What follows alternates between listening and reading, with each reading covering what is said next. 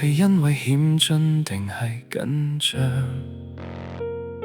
你轉過身，遞住我冰涼隻手掌，我唔該站穩之後，默默放開晒嗰份重量，心跳得好快，就好似一場熱烈嘅幻想，只有自己知，嗰係對高度湧上嚟嘅恐懼在作祟。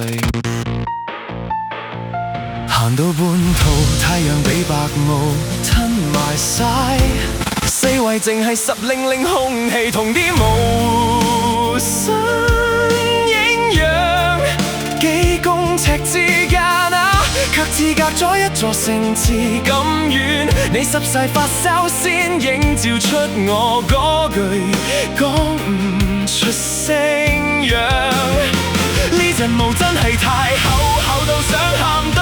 我哋行住同一條險路，點卻似兩個愛人喺度並肩，疲憊慢慢湧起，寂寞亦然發酵。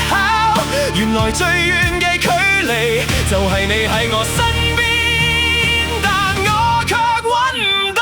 終於踏上山頂，踩住翻滾嘅雲海，金色的夕陽震撼到想大聲叫喊讚好。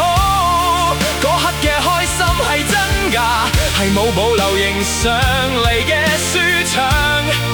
我哋肩並肩望住奇景，終於露出久違嘅笑樣。但係雲海再靚過都嫌唔起我哋兩條友之間嘅火花。太陽就算再熱烈都曬唔暖彼此嗰陣冰冷嘅客套話。激動屬於地形，難過屬於迷霧。點知我哋之間始終冇經過嗰種真正嘅情意。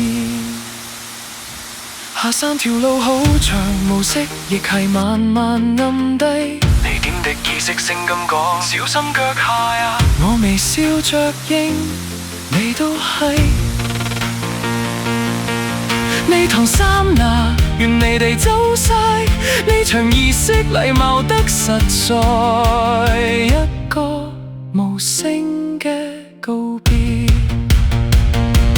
太陽落咗啦，霧氣都散晒啦，雲海亦唔喺度啦，我哋應該放手啦。